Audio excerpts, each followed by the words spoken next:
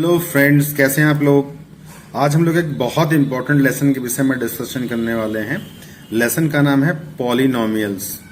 NCERT का lesson number 2 है और ये जो लेसन है एनसीईआरटी का ही लेसन है। पॉलिनोमियल्स एनसीईआरटी में है और बोर्ड्स में होगा, लेकिन एक पॉलिनोमियल नाम से सिर्फ एनसीईआरटी में ही है।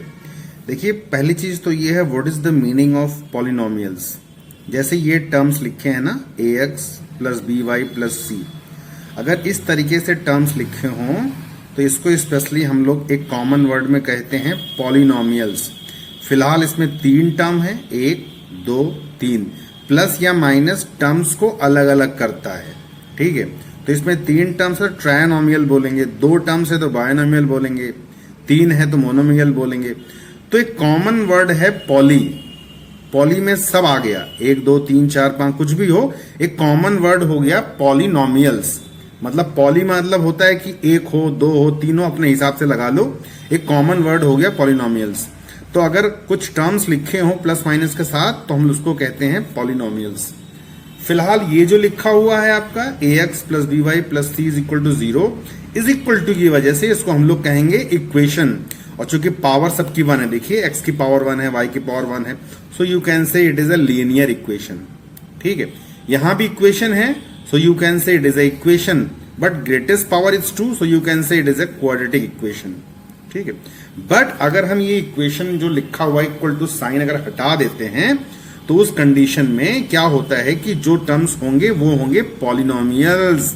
जैसे ax plus B Y plus C है, पॉलिनोमियल है, 3 टर्म्स हैं, पॉलिनोमियल से 3 टर्म्स का x square plus B y d x plus c, it is also polynomial because इसमें कहीं इक्वल टू का साइन नहीं लगा हुआ है। ये सारे के सारे पॉलिनोमियल्स होते हैं। अब हम लोग आते हैं कभी कभी मल्टीपल चॉइस में। क्या होता है मल्टीपल चॉइस में, क्योंकि अभी एग्जाम जो आपके होने जा रहे हैं फर्स्ट टर्म में, तो उसमें क्या है, मल्टीपल चॉइस ही आएगा। तो पहला क्वेश्चन आ सकता है, कोई भी पॉलिनोमियल दिया हो और आपसे कहे ये पॉलिनोमियल है कि नहीं है। तो देखिए, पहली चीज तो इसे 3x स्क्वायर है, 4x प्लस 9 इस जैसा होना चाहिए। ठीक है, 3x भी पॉलिनोमियल है, 3x प्लस 9 भी है, यहां देखिए x square plus 1 upon 4 plus 10 ये भी पॉलिनोमियल है। देखिए, अपॉन में कोई न्यूमेरिक हो चल जाएगा। ठीक है, ऑल आर पॉलिनोमियल्स। बट जैसे ये देखिए 3 अंडर रूट एक्स, जब भी रूट में x आ जाता है तो वो पॉलिनोमियल नहीं होता, इज नॉट पॉलिनोमियल। या आपका कोई भी x जो है अपॉन में चला जाए, जैसे देखिए 9x square plus 1 upon x square, उसको ऊपर उठाएंगे तो x की पावर -2 हो जाएगी। तो अपॉन में अगर x लिखा है तो वो पॉलिनोमियल नहीं है, क्योंकि ऊपर ले आएंगे तो माइनस हो जाएगी पावर। तो पावर हमेशा पॉजिटिव होनी चाहिए, x रूट के अंदर नहीं होना चाहिए। ठीक है, रूट के अंदर कोई नंबर है चल जाएगा, जैसे अंडर रूट 3 है चल जाएगा, है ना। जैसे ये अगर ये होता क्वेश्चन में under root 3x plus 9x plus d तो चल जाता, ये पॉलिनोमियल होता। फिर देखिए, अंडर रूट में अगर कोई लिखा हुआ है न्यूमेरिक टर्म तो चल जाएगा। जैसे मैंने लिखा यहां पर, जैसे मान लीजिए under root 3x plus 4x square plus 9, पता है ये पॉलिनोमियल आपका है, it is a polynomial because यहां पर जो रूट है ना वो अंडर रूट 3 के साथ लगा हुआ है, x के साथ नहीं लगा हुआ है। तो नंबर के साथ अगर लगा होगा तो चल जाएगा, कोई दिक्कत नहीं है वहां पर। ठीक है, आइए हम लोग आगे बढ़ते हैं, देखते हैं आगे में क्या है। आगे में आपका यहां पर है, बहुत इंटरेस्टिंग चीज है यहां पर, कि अगर एक टर्म होता है कहीं, 1 टर्म, क्या कहते हैं, मोनोमियल कहते हैं। जैसे क्या है आपका 3 है, 4x, ये 1 टर्म है। देखिए, प्लस माइनस डिसाइड करता है कितने टर्म्स हैं। फिलहाल इनके बीच में कोई भी प्लस माइनस नहीं है, तो ये एक टर्म है। 4x का मतलब 4 और x 2 टर्म नहीं है, एक टर्म्स है, क्योंकि इनके बीच में प्लस माइनस नहीं है। अब कॉमा -1 अपॉन 3y, ये भी एक टर्म है। देखिए, -3 है लेकिन इनके बीच में नहीं है, वो किनारे है। तो 1 अपॉन 3y क्या है, एक टर्म है, इसको बोलेंगे मोनोमियल्स। ठीक है, और यहां पर 10z है। तो किसी भी पॉलिनोमियल में अगर एक टर्म होता है तो मोनोमियल कहते हैं। अगर उस पॉलिनोमियल में 2 टर्म्स होते हैं, जैसे कि 2 प्लस 5x, देखा इन दोनों के बीच में प्लस आ गया, तो अब ये 2 टर्म्स हो गए आपके। तो जब प्लस आ जाता है इनके बीच में या माइनस आ जाता है तो वो क्या होते हैं, टर्म्स अलग अलग हो जाया करते हैं। अब यहाँ x - 2y है, 2 टर्म्स हो गए, क्योंकि देखिए माइनस बीच में आ गया। a प्लस b है, 2 टर्म्स हो गया, इसको बोलेंगे बायनोमियल्स। उसके बाद और आगे बढ़ते हैं हम लोग, देखिए 3 टर्म्स को ट्रायनोमियल्स कहते हैं, जैसे ax square plus B X plus C, 3 terms हो गए। देखें यहां पर प्लस या माइनस ही अलग करता हूं, उनको ध्यान रखिएगा, आप चीज मैं बता रहा हूं आपसे, ठीक है। आखिरी में है 3x square minus 4x plus 2 a plus B plus C. तो ये सारे के सारे आपके क्या हो गए, आपके कॉमन तौर पे तो इन सबको बोलेंगे आप क्या, पॉलिनोमियल्स। बट अगर और अंदर जाके कहेंगे पॉलिनोमियल्स में क्या, तो आप बोलेंगे एक टर्म्स है तो मोनोमियल्स, 2 टर्म्स है तो बायनोमियल्स, 3 है तो ट्रायनोमियल्स। पॉलिनोमियल एक कॉमन वर्ड है। पॉलिनोमियल का मतलब होता है कुछ चीजें लिखी हुई हैं प्लस माइनस के साथ लिखी हुई हैं, ठीक है। अब आपको ये नहीं पता है पॉलिनोमियल से कि ये कितने हैं, 1 हैं, 2 हैं, 3 हैं। अब अगर आपसे कहा जाए कि भाई अगर 1 2 3 के हिसाब से बताइए, तो मोनोमियल, बायनोमियल और हाँ, मैं क्वेश्चन बता रहा था आपको, ये verify x is equal to 3 is the zeros of polynomial px is equal to 2x cube minus 5x square minus 4x plus 3। मतलब 2x square 2x cube minus 5x square minus 4x plus 3, ये एक polynomial है। देख रहे हैं आप, minus plus के साथ चीजें लिखी हुई हैं। और इसने बोला है x इज इक्वल टू 3, इसका एक जीरोज है। इसका मतलब होता है अगर हम x इज इक्वल टू 3 यहां पे रखेंगे तो ये इसका आंसर 0 आएगा, है ना। अगर 0 आता है तो x इज इक्वल टू 3 इसका एक जीरोज होगा। वेरीफाई करने की बात कर रहा है ना। जैसे एग्जाम में आ गया कि आपका मल्टीपल चॉइस में आ गया कि इसका जीरोज क्या है, तो जो मल्टीपल चॉइस दिया हुआ है, जैसे 2 दिया हो, 3 दिया हो, 4 जो भी दिया हो, सारे के नंबर x की जगह पे रखिए आप, जिससे 0 आ जाए वही इसका जीरोज होगा। जैसे फिलहाल यहाँ x इज इक्वल टू 3 पे वेरीफाई करना है, पता करना है कि 0 है कि नहीं है। तो आइए रख के दिखाते हैं। जहां जहां इसमें जहां जहां x है वहां वहां 3 रखना है। यहाँ पे x क्यूब है, 3 रखा, 3 का क्यूब हो गया, माइनस 5 4x है, तो यहां पर आपका हो गया, आपका यहाँ पे देखें, यहाँ पे 2x क्यूब माइनस 5 यहाँ पर देखिए 5x स्क्वायर है पहले, तो माइनस 5x की जगह पे क्या है, 3 है, 3 का स्क्वायर हो गया, माइनस 4x है तो 4 इंटू 3 हो गया, प्लस ये 3 अकेला है तो 3 अकेला हो गया। 3 का क्यूब 27, 3 का स्क्वायर 9, तो 9 5 45, 3 का क्यूब हो गया 27, 27 इंटू 2 54 होता है। और देखिए माइनस 45 माइनस 12 माइनस 57 हो गया, प्लस का 3 है ही है। अब देखिए यहाँ पर 54 प्लस का 54 है, प्लस का 3 57 हो गया, 57 माइनस 57 0 हो गया। अब देखा 0 आ गया आपका, so you can say x is equal to 3 is the zeros of px, यानी कि x इज इक्वल टू 3 जो है वो इस पॉलिनोमियल का एक जीरोज है। तो आपका मल्टीपल चॉइस में क्वेश्चन आ सकता है, कोई पर भी पॉलिनोमियल दिया हो, आपसे कहा जाए कि 4 मल्टीपल चॉइस दिया हो, आपसे कहा जाए इनमें से पता करो कौन सा इसका जीरोज है, तो जिस नंबर से रखने से आंसर 0 आ जाए वही उसका पॉलिनोमियल होता है। आइए अगले क्वेश्चन में बढ़ जाते हैं भाई, फटाक एकदम से। अब ये कह रहा है हाउ मेनी जीरोज, कभी कभी क्या है ना, ग्राफ के क्वेश्चंस भी आ जाते हैं। हाउ मेनी जीरोज पूछ दिया बंदे ने, how many zeros of this, ठीक है। तो कहने का मतलब ये है कि जैसे ये लाइन यहां से कट के जा रही है, सेंटर से कट के जा रही है, ठीक है, ठीक है। तो इन्होंने कहा है कि भाई graph y is equal to f x intersect x axis is 1 point only. देख रहे हैं आप, ये ग्राफ जो है एक्स एक्सिस को एक पॉइंट पे काट रहा है only, therefore number of zeros F x is 1।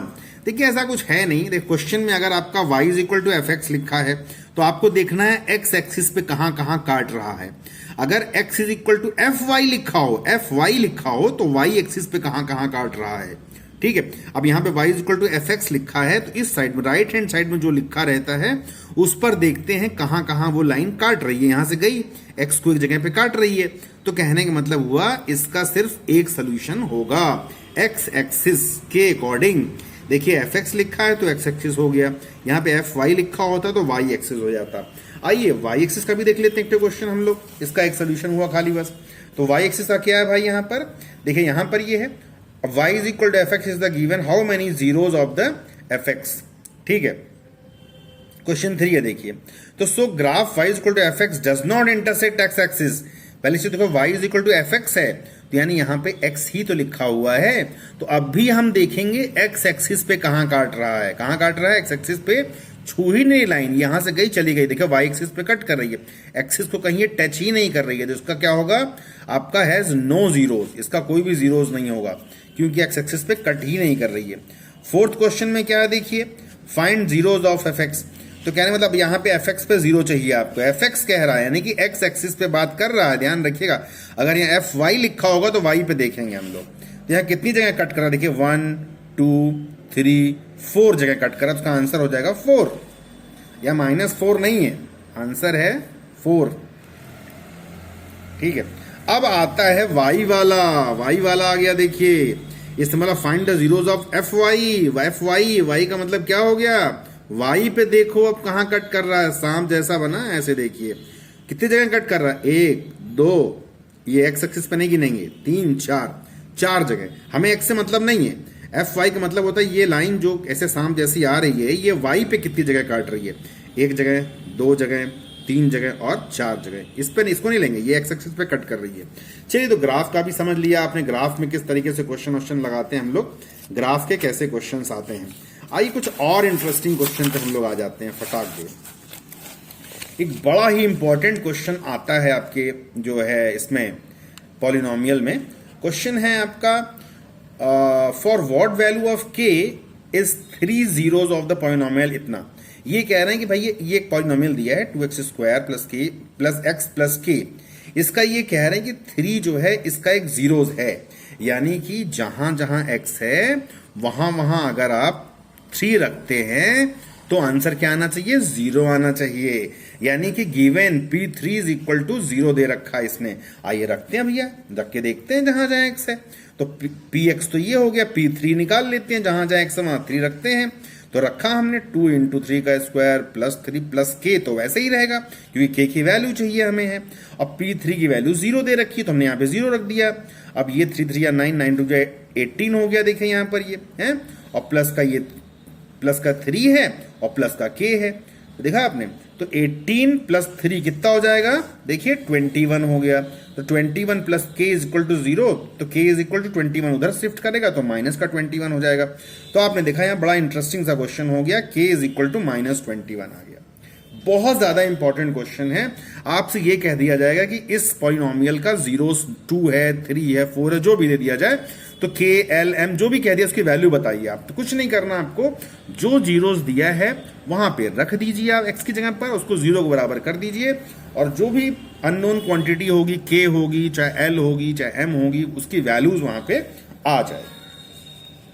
आइए अगले सवाल में आ जाते हैं फटाफट से हम लोग भाई, देखिए अगला क्वेश्चन है, if p is the zeros of this then find the value of p।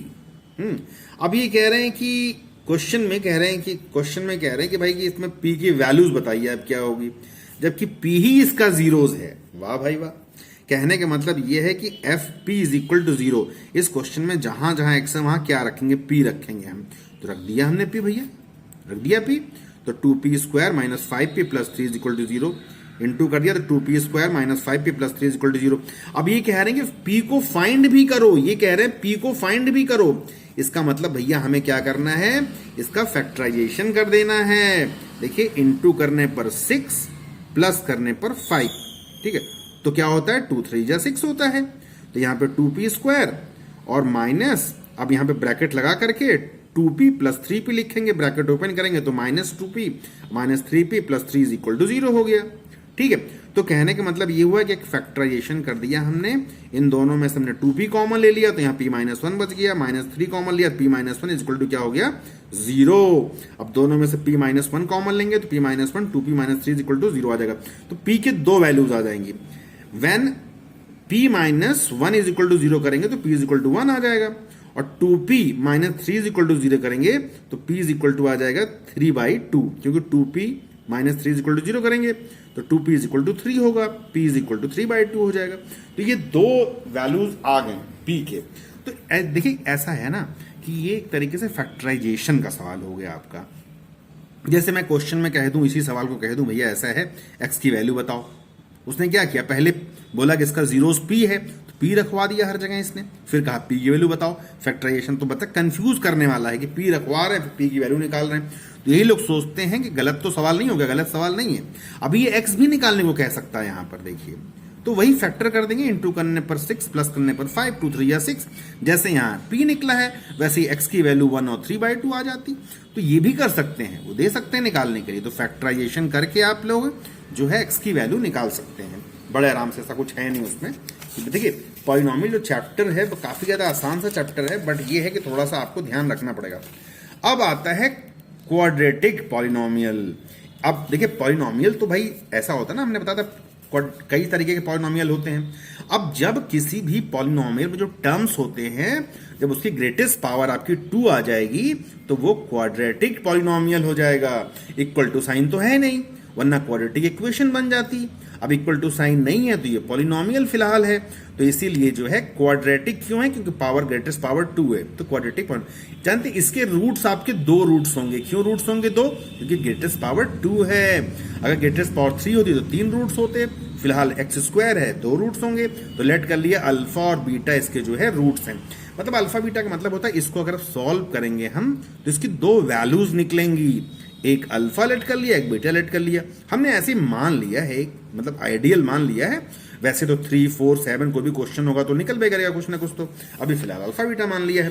यहाँ लिखा भी है alpha and beta are the roots of the quadratic polynomial. अब इसमें कुछ फॉर्मूले हैं कि अगर ऐसा आपका एक पॉलिनोमियल है तो अगर हम जो रूट्स हमारे हैं अगर इन दोनों का सम निकालना हो तो -b/a कर देते हैं। यानी कि x के साथ जो है b होता है, x² के साथ जो होता है a होता है, बाकी सब कुछ क्या होता है c। ये जो c है ना ये कांस्टेंट टर्म होता है, यहाँ पे ना x लगा है ना x² लगा है। तो आप किसी भी क्वाड्रेटिक पॉलिनोमियल में देख लीजिए कांस्टेंट टर्म कौन सा होता है जिसमें x और x² नहीं लगा होता, चाहे वो कितना बड़ा लिखा हो, चाहे k+2 लिखा हो, चाहे k-3 लिखा हो, चाहे a+b लिखा हो, तो उसमें x² ना हो तो वो कांस्टेंट टर्म हो जाता है। फिलहाल तो यहाँ पर x² का कोफिशिएंट a है, x का कोफिशिएंट b है और कांस्टेंट टर्म यहाँ पे c है। तो अगर दोनों रूट्स का हमें सम निकालना हो तो फॉर्मूला होता है alpha plus beta equal to -b/a। Alpha dot beta equal to क्या होता है c/a। एक बहुत ही बेहतरीन सवाल लेते हैं भाई। देखिए आप लोग कोई भी सवाल हो उससे घबराइए नहीं, बहुत ही सिंपल सा सवाल होता है। अगर आपका कॉन्सेप्ट क्लियर होता है लेसन से तो आप बड़े अच्छे से सवाल कर सकते हैं। क्वेश्चन है find the sum and product of the zeros of this. देखिए कितना मजेदार सवाल हो गया भाई। सम एंड प्रोडक्ट ये एक क्या है, क्वाड्रेटिक पॉलिनोमियल है। अब इसके रूट्स अब भाई हमने लेट कर लिया अल्फा बीटा है जो भी है, तो सम का फॉर्मूला क्या होता है -b/a होता है। तो b क्या होता है, x के साथ जो होता है k है भाई। माइनस देखिए फॉर्मूले वाला लगाया है मैंने ये, और b की वैल्यू क्या है k है, और a कहा है -b/a की वैल्यू -2 है। देखिए x² के साथ -2 लगा हुआ है तो हमने यहाँ -2 लगा दिया। अब ये माइनस कट गया तो आंसर क्या आ गया k/2 आ गया। फर्स्ट क्लास देखिए आंसर k/2। कोई जरूरी नहीं कि 1/3/2 हो, अगर k दिया है m दिया है तो उसी के टर्म में आंसर होगा। प्रोडक्ट क्या होता है c/a होता है। फिलहाल c हमारा यहाँ पे 6 है, ये लिख दिया हमने, और ये हमारा -2 है तो 2 3 जा 6 तो -3 आ गया। देखा प्रोडक्ट आ गया, फर्स्ट क्लास क्वेश्चन आ गया आपका यहाँ पे। तो कहने का मतलब ये होता है कि आपको सवाल जो है कॉन्सेप्ट क्लियर होना चाहिए। कोई क्वाड्रेटिक पॉलिनोमियल दिया हो, अगर आपसे सम पूछता है तो -b/a होता है। कायदे से देखा जाए तो उसको कंपेयर कर दीजिए। किससे कंपेयर कर दीजिए, ax² plus bx plus c से कंपेयर कर दीजिए आप। देखिए a = -2, b = k, c = 6 हो गया आराम से। ठीक है, तो आपको कॉन्सेप्ट समझ में आ जाएगा तो लेसन बड़ा अच्छा समझ में आ रहा है। आइए अगले सवाल पे आते हैं। अगला सवाल एक और दे दिया बंदे ने, इसने कहा find sum and product of -3x² plus k। देखा अब x वाला टर्म तो है ही।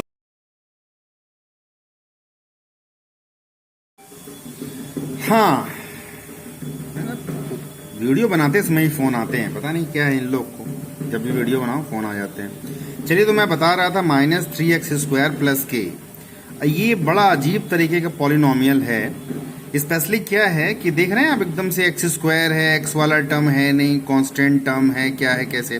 तो आपको कुछ नहीं करना, आपको सिर्फ ax² plus bx plus c से कंपेयर करना है। देखिए ऊपर लिखा है ना ये ax² plus bx plus c से कंपेयर करना है। x² के साथ अगर कोई चीज है तो वो a हो जाएगी, अगर x नहीं है तो b की वैल्यू 0 हो जाएगी, और c कांस्टेंट कोई ना कोई टर्म तो होगा तो कांस्टेंट हो जाएगा। तो फिलहाल इस इक्वेशन को अगर हम लोग देखें अच्छी तरीके से तो ये कुछ ऐसा है। देखिए अगर इसको हम कंपेयर करें तो यहां पर इसको हम ऐसे लिख सकते हैं, देखिए -3x² तो है और प्लस 0.x प्लस k, कहने मतलब x वाला पोर्शन 0 है, x वाला पोर्शन 0 है, ये k हो गया, ये -3x² हो गया। तो कहने का मतलब ये है कि आपके इस इक्वेशन में अगर देखें तो a हमारा हो गया -3, b हमारा हो गया देखिए 0 और जो c हमारा वो क्या हो गया, k हो गया। तो कभी भी आपको अगर अजीब तरीके का कोई क्वाड्रेटिक पॉलिनोमियल या कोई पॉलिनोमियल दिखाई दे, स्पेशली क्वाड्रेटिक पॉलिनोमियल, अगर आपको एबीसी की वैल्यू पता करनी है तो आप इस तरीके से अपने हिसाब से लिख लीजिए। आप अगर नहीं होगा तो वो 0 हो जाएगा। तो यहाँ b 0 है, c k है, a इज इक्वल टू -3 है। x² के अलावा जो कुछ होता है विद साइन -3 है, 3 मत बोलिएगा, -3 बोलिएगा आप, ठीक है। आइए, इन्होंने बोला find the sum and product. क्या करना, मिल गया ना हमको भाई, ए बी सी मिल गया। उसके बाद हमें सम प्रोडक्ट का तो फॉर्मूला पता ही पता है भाई। देखिए ये देखिए आगे आ जाते हैं, सवाल में भड़कते अपने।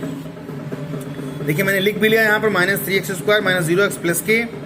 सम क्या होता है, -b/a होता है, -b/a। तो -b की वैल्यू है 0, a की वैल्यू है -3। माइनस माइनस क्या हो गया आपका, देखिए प्लस तो हो गया बट 0 समथिंग आंसर 0 ही आता है। प्रोडक्ट क्या होता है, c/a होता है, प्रोडक्ट c/a होता है। c की वैल्यू k है, a की वैल्यू -3 है, इज इक्वल टू हो गया -k/3। ठीक है, फर्स्ट क्लास सवाल लग गया। अब आगे बढ़ते हैं हम लोग सवाल में, और हमने एक नोट लिख दिया इसमें, if alpha and beta are roots of given polynomial, ये दे रखा है। तो इसका इक्वेशन ये होता है, अगर आपसे कहा जाए कि अल्फा बीटा अगर आपके अगर रूट्स हैं तो पॉलिनोमियल आप कैसे बनाएंगे, तो पॉलिनोमियल का फॉर्मूला होता है x² minus sum of zeros into x plus product of zeros. जैसे किसी क्वेश्चन में दे दिया, मान लो कि भैया सम जो है वो 10 है, प्रोडक्ट कितना है 6 है, तो पॉलिनोमियल पता करो। तो आप तुरंत जो है फॉर्मूला लगा दो, x² minus sum dot x plus product. तो x² माइनस सम दिया है 10, प्रोडक्ट है 6, लो एक लाइन में आ गया। देखिए फॉर्मूला अगर आपको किसी भी क्वेश्चन का पता है तो बड़े आराम सवाल लगाएंगे आप। x² minus sum dot x plus product. कभी कभी अल्फा बीटा अलग अलग दे देते हैं तो आप यहां पे जोड़ लो, जैसे अल्फा 2 दिया है, बीटा 3 दिया है, 2 + 3, 2 × 3, आप इस तरीके से रख करके आप क्वाड्रेटिक पॉलिनोमियल बड़े आराम से निकाल सकते हो। आइए अगले क्वेश्चन पे आते हैं हम लोग। अगला क्वेश्चन भी ऐसे ही इंटरेस्टिंग सा है, एक बहुत अच्छा इंटरेस्टिंग सा क्वेश्चन है। अब देखिए, अब कुछ क्वेश्चंस ऐसे हैं जो अल्फा बीटा पे ही बेस ज्यादा हैं। जैसे देखिए यहाँ पर फाइंड 1/अल्फा 1/बीटा फॉर 3x² + 2x + 3। अगर इसका फैक्टर हो जाता, मैं बताऊँ एक लाइन में सवाल, अगर जैसे इसका फैक्टर करिए इंटू करने पर 3 प्लस करने पर 2, अगर फैक्टर करके अल्फा बीटा निकाल लेते हैं आप, जैसे अल्फा 2 आ जाए बीटा 3 आ जाए, तो 1/2 + 1/3 करके निकाल लीजिए 2 मिनट में। बड़ा अच्छा सवाल देंगे नहीं वो, क्योंकि अगर फैक्टर से निकल जाएगा आराम से, लेकिन मल्टीपल में भाई आ सकता है। जैसे कि इसका फैक्टर कर लिया आपने, फैक्टर करके x की वैल्यू निकाल ली, और x की वैल्यू नहीं होगी, वो अल्फा और बीटा होगी, 2 आंसर आएंगे इसके, क्योंकि क्वाड्रेटिक है। जैसे अल्फा की वैल्यू 2 आ गई, बीटा की वैल्यू 3 आ गई, तो 1/2 + 1/3 कर दीजिएगा, क्रॉस मल्टीप्लीकेशन करके फ्रैक्शन में आंसर लिख दीजिएगा। हैं, मेरे हिसाब से आ सकता है, क्योंकि मल्टीपल चॉइस में छोटे सवाल होते हैं। आइए हम लोग देखते हैं सवाल को करेंगे कैसे। इसका फैक्टर तो फिलहाल नहीं होगा, तो गिवन पॉलिनोमियल आपके सामने है, 3x² + 2x + 1 है। अब यहां पर क्या है, जैसे कि अल्फा प्लस बीटा का फॉर्मूला क्या होता है, -b/a होता है, -b/a होता है। तो is equal to minus b की वैल्यू कितनी है 2 है, a की वैल्यू कितनी है 3 है, तो -b/a -2/3 हो गया। अल्फा डॉट बीटा क्या होता है, c/a होता है, c की वैल्यू 1 है और आपका c की वैल्यू 1 है और a की वैल्यू कितनी है 3 है, तो 1/3 हो गया। देखा आपने, अल्फा प्लस बीटा भी आ गया, अल्फा डॉट बीटा भी आ गया, तो दोनों चीजें आपके सामने यहाँ पे आ गई। अब हम लोग काम क्या करेंगे, देखिए जो हमारा कोई भी क्वेश्चन होगा, दुनिया का कोई क्वेश्चन होगा, कोशिश आपकी होनी चाहिए कि उसको अल्फा प्लस बीटा के फॉर्म में, अल्फा इंटू बीटा के फॉर्म में ले आइए। जैसे 1/अल्फा है + 1/बीटा है, ठीक है, क्रॉस मल्टीप्लीकेशन भैया, रामबाण। बीटा का 1 में किया, बीटा हो गया। अल्फा का 1 में किया, अल्फा हो गया। अल्फा बीटा का आपस में किया, अल्फा बीटा हो गया। ठीक है, तो कहने का मतलब ये हुआ कि सवाल, कोई भी तरीके का सवाल हो, स्पेशली आपको क्या करना है भाई कि आपको उसको alpha plus beta, alpha into beta में ले आना है। क्यों? क्योंकि हमें alpha plus beta, alpha into beta की ही वैल्यू पता है। अब अल्फा प्लस बीटा की जगह -2/3 रखो यहाँ से, और अल्फा डॉट बीटा की जगह 1/3 रखो यहाँ से, और देखो रख दिया, 3 से कट गया। देखिए डिनोमिनेटर और डिनोमिनेटर सेम होते हैं तो कट जाते हैं, अगर न्यूमरेटर सेम हो तो वो कट जाते हैं। फिलहाल डिनोमिनेटर दोनों का सेम था, कट गया। -2/1, 1 तो लिखे चाहे ना लिखें, तो स्पेशली इसका आंसर आ गया 2, माइनस का 2। अब इसी में मान लो पूछ लें alpha square plus beta square बताओ भाई, है तो आपको फिर वही काम करना पड़ेगा कि किसी तरीके से अल्फा स्क्वायर बीटा स्क्वायर को किसी तरीके से हमें alpha plus beta, alpha dot beta में लाना ही पड़ेगा। आइए देखिए, तो एक फॉर्मूला हमको पता है, अल्फा प्लस बीटा क्या होता है, alpha square plus beta square plus 2। Alpha plus beta हमको पता है -2/3, रख दिया। अल्फा स्क्वायर बीटा स्क्वायर की वैल्यू पता करनी है, +2 इंटू अल्फा बीटा की वैल्यू 3 है। अब क्या करेंगे हम, इसकी वैल्यू चाहिए हमको, इसको इधर रखेंगे और ये जो है उस तरफ भेज देंगे हम। तो पहले तो -2/3 का स्क्वायर करेंगे, तो -2/3 का स्क्वायर क्या होगा, देखिए 2/3 का होगा 4/9, माइनस हट जाएगा, ये अपनी जगह पर है, ये 2/3 हो गया। अब हमें इसकी वैल्यू चाहिए तो 2/3 को हम उस साइड में भेजेंगे, तो 4/9 है, 2/3 इधर आकर के घट जाएगा, तो क्या हो जाएगा 3। अब देखिए यहाँ पर, अब आप आराम से देखिए, चाहे क्रॉस मल्टीप्लीकेशन करिए चाहे 9 को दोनों का एलसीएम ले लीजिए। अगर 9 एलसीएम होता है तो 4 और -3 3 या 9, 3 2 या 6 हो गया। आप क्रॉस मल्टीप्लीकेशन से करिए, एलसीएम से करिए, आंसर सेम आएगा, है ना। बस क्रॉस मल्टीप्लीकेशन में क्या होगा कि थोड़ा जैसे जो आंसर आएगा उसको ऊपर नीचे किसी नंबर से 3 से 4 से काट के सिंप्लीफाई करना होता है। इसमें क्या डायरेक्ट आंसर आता है, तो 4 - 6 -2 हो गया, नीचे 9 है ही है, तो इसकी वैल्यू बड़े आराम से आपकी आ गई -9/2/9। हो सकता है alpha cube plus beta cube भी दे देंगे, फिर वही काम करेंगे हम, अल्फा प्लस बीटा क्यूब का फॉर्मूला लगाएंगे, alpha cube plus beta cube plus 3 alpha, फिर अल्फा प्लस बीटा। देखिए ये चीज की वैल्यू नहीं पता, मिल जाएगी। अल्फा प्लस बीटा भी पता हमको है, अल्फा प्लस बीटा पता है, अल्फा डॉट बीटा पता है, अल्फा प्लस बीटा पता है। जहां जहां जिसकी वैल्यू पती रखिए, धड़ा के देखिए, इसकी जगह रखिए -2/3। इन दोनों की वैल्यू पता नहीं है, ऐसे कैसे छोड़ दिया हमने, +3 अल्फा डॉट बीटा की वैल्यू पता है 1/3, अल्फा प्लस बीटा -2/3 है। इसको सिंप्लीफाई करिए, सिर्फ यही अल्फा प्लस बीटा क्यूब नहीं दिखाई दे रहा है, इसी की वैल्यू निकालनी है। -2/3 को उधर करो, ये माइनस पहले से है तो ये फ्रैक्शन सॉल्व करने वाला हो गया। देखिए ये है, इधर आकर के प्लस का हो गया, तुरंत क्रॉस मल्टीप्लीकेशन वगैरह करिए फटाफट जल्दी जल्दी करके ये निकाल लीजिए, alpha cube plus beta cube निकालिए। ठीक है, बहुत ही सिंपल सवाल है, कोई कठिन नहीं है, एकदम सिंपल सा सवाल है। आइए इसी तरीके से एक और सवाल ले लेते हैं, मजेदार सवाल ले लेते हैं।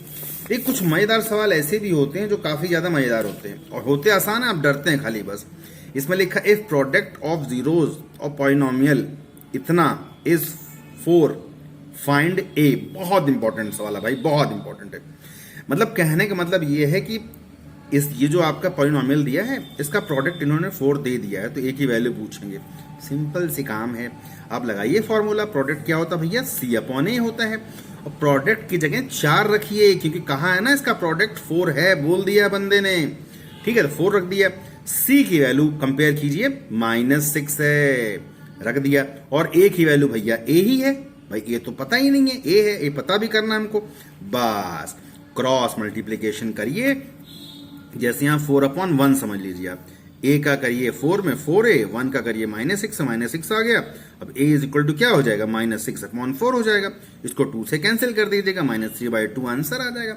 एकदम सिंपल सवाल है भाई। देखिए ऐसा है, आपको कभी भी किसी भी क्वेश्चन में अगर पता करना हो भैया, जैसे कि ए बी की वैल्यू C की, तो AX² और प्लस BX प्लस C6 को कंपेयर कर दिया करिए, तो A तो A ही है, B -6 है, C क्या है -6 है। ठीक है, तो क्वेश्चन में कुछ भी दे दें, प्रोडक्ट दे दें अगर, तो प्रोडक्ट का फॉर्मूला लगा दो। अगर मान लो सम दे दो तो सम का फॉर्मूला लगा लो, और जो दिया है उस तरीके से दिख करके 2 मिनट में लगा दो।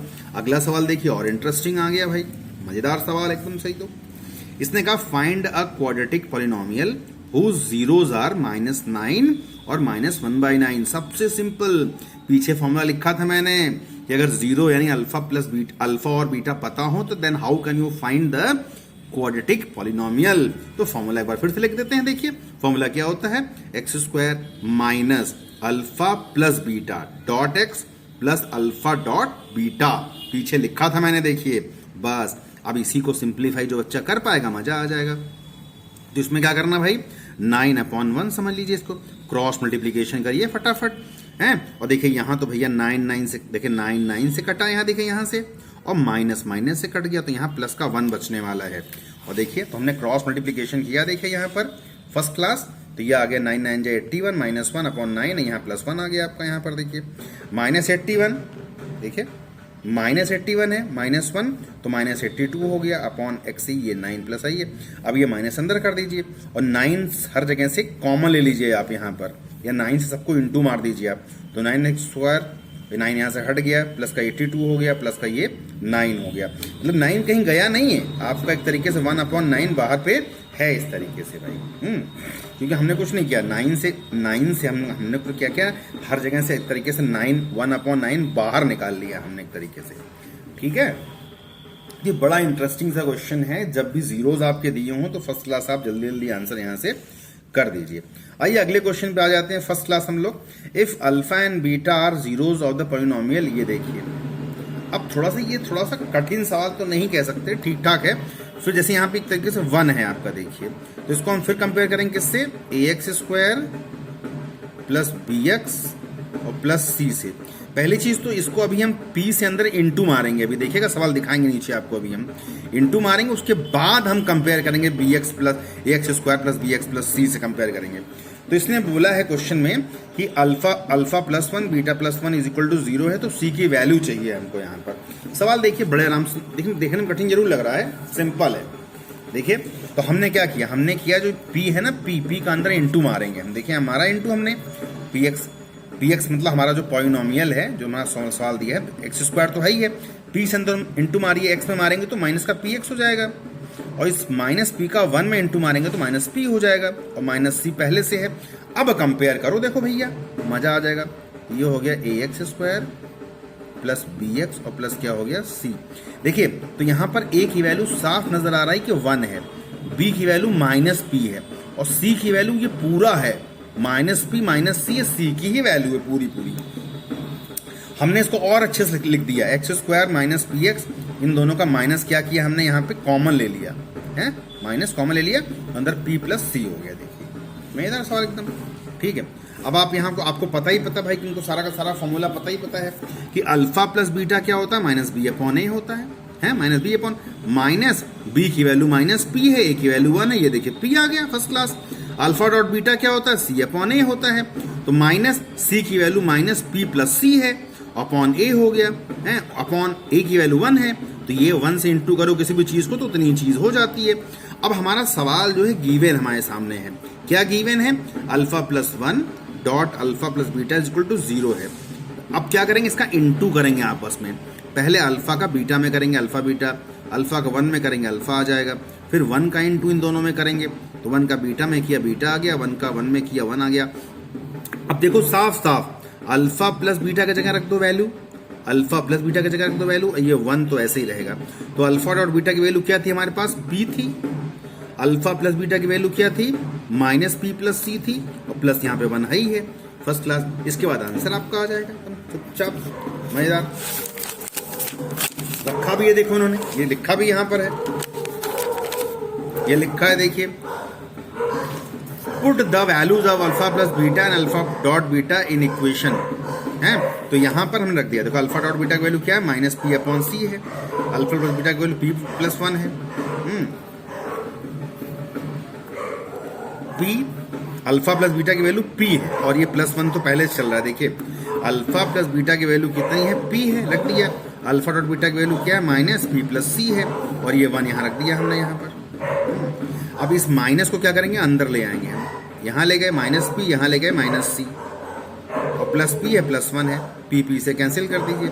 यहाँ क्या आ गया देखिए, -c +1 आ गया, माइनस सी और प्लस 1 आ गया। अब हमें सी की वैल्यू चाहिए तो सी को उधर भेज देंगे, तो सी इज इक्वल टू क्या हो जाएगा, 1 हो जाएगा हमारा। चलिए सी की वैल्यू तो आ गई, मतलब सी की वैल्यू आ गई। देखिए क्वेश्चन कोई भी हो, बट आपको सिर्फ और सिर्फ बहुत ध्यान से क्वेश्चन को देखना है और क्वेश्चन में क्या कह रहा है ये देखना है। अगर अल्फा बीटा का कोई भी सवाल है तो आपको घबराने की जरूरत नहीं है, समझे आप। कुछ लोग को मैंने देखा अल्फा बीटा आ जाता है परेशान हो जाते हैं, नहीं। देखिए अल्फा बीटा का क्वेश्चन बहुत ही आसान होता है। सिर्फ आपको किसी भी क्वेश्चन में ये देखना है अल्फा प्लस बीटा क्या है, अल्फा डॉट बीटा क्या है। जब ये दोनों पता लग जाएं तो किसी भी फॉर्मूले को alpha plus beta, alpha dot beta के फॉर्म में तोड़ दीजिए, आप ब्रेक कर दीजिए। उसके बाद उनकी वैल्यूज रख करके थोड़ा सा कैलकुलेशन होता है वो कर लेना है। देखिए मैथ्स में तो कैलकुलेशन चाहिए ही चाहिए होती है।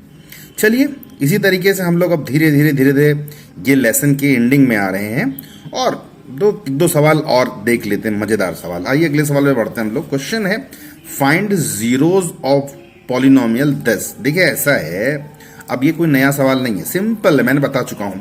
इसका जीरोज निकालना है, इसका फैक्टर करना है आपको, सिंपल सी बात। देखिए 6 1 जा 6, 6 1 जा 6, यानी 6 का ऐसा फैक्टर करिए, प्लस इंटू करने पर 6, प्लस करने पर 5 आना चाहिए। ये बहुत छोटा सवाल हो गया। देखिए क्या होगा, फैक्टर साहब आपके सामने है, तो वो हो गया 2 3 जा 6। तो हमने क्या ले लिया, और चूंकि यहाँ पे प्लस है तो ब्रैकेट में लिखने की जरूरत है नहीं हमको, तो x square plus 2x plus 3x plus 6। देखिए 3 टर्म थे, तो स्प्लिटिंग द मिडिल टर्म, हमने मिडिल टर्म को 2 पार्ट्स में कर दिया, जिससे ये 4 टर्म हो गए। फिर आराम से हम कॉमन लेके सवाल को कर सकते हैं। देखिए जब तक 4 लोग नहीं होंगे तो ग्रुपिंग कैसे बनाएंगे हम भाई, इन दोनों को ले लिया, अब इन दोनों में देखिए x कॉमन है। x कॉमन का मतलब होता है यहाँ 2x था, 1x बचा, यहाँ पे 2x में से पूरा x निकल गया, 2 बच गया। इन दोनों में देखिए 3 कॉमन है, 3 ऐसा नंबर जो दोनों में आ रहा है। देखिए 3 2 जा 6 होता नहीं था, 3 2 जा 6 होता है, यहाँ पे 3 है ही है, तो हमने 3 कॉमन ले लिया। प्लस का साइन यहाँ बनाना है, देखिए अभी आपको। फिर 3 से दोनों को डिवाइड मारेंगे तो यहाँ से 3 हटा तो x बचा, और 6 को 3 से डिवाइड मारेंगे तो 2 होगा। अब इन दोनों में से x प्लस 2 कॉमन ले लेंगे। अब देखिए ले लिया तो x प्लस 2 x प्लस 3 आ गया।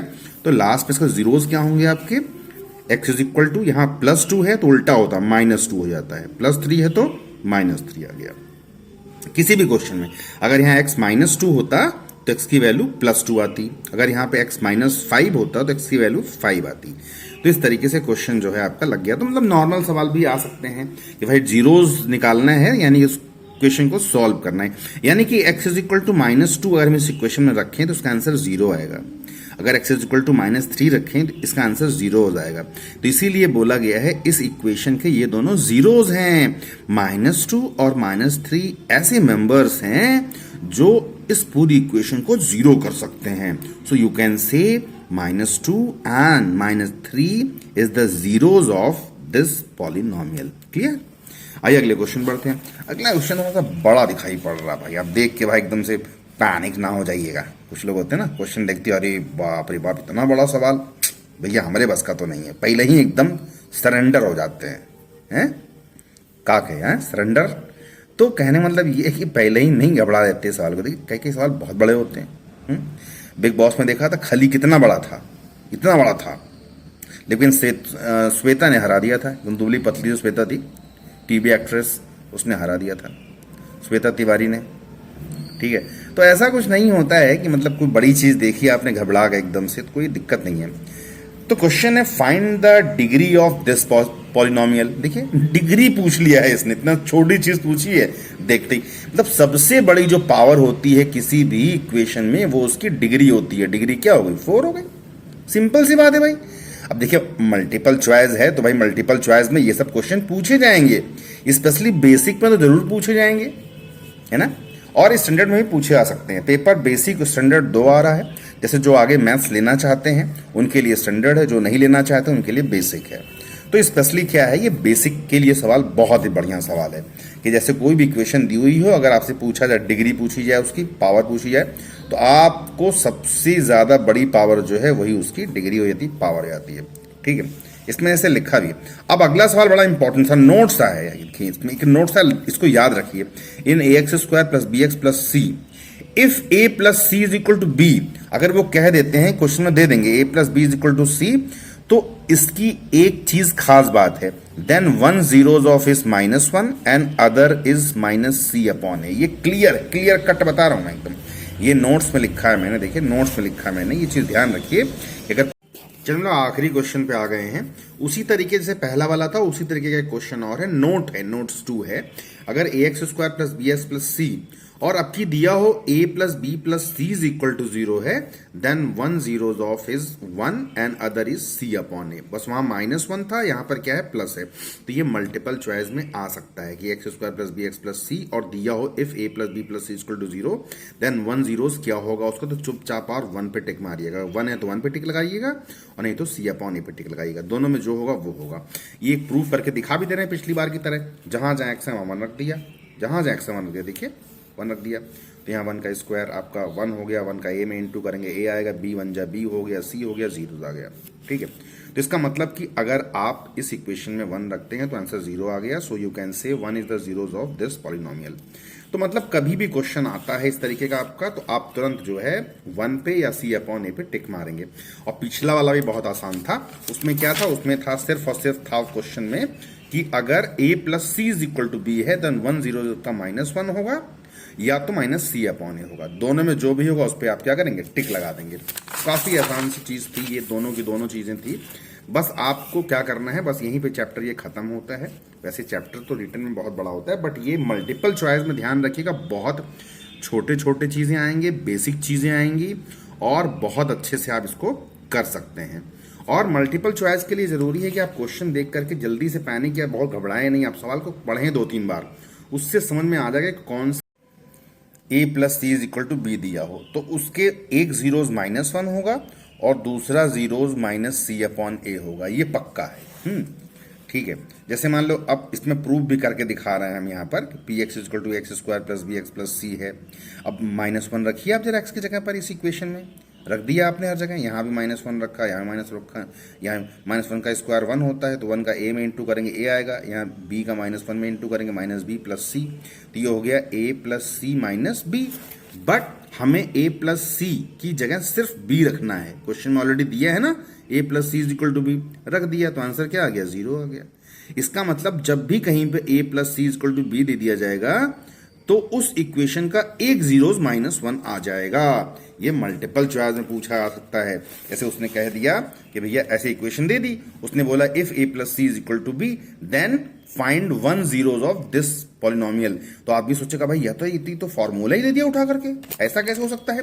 तो चुपचाप आप -1 पे टिक मार दीजिए, जो -1 आपका है उस पर चुपचाप -1 पे क्या करेंगे, आप टिक लगा देंगे। बस ये चलो हम लोग आखिरी क्वेश्चन पे आ गए हैं, उसी तरीके से पहला वाला था उसी तरीके का क्वेश्चन और है, नोट्स 2 है।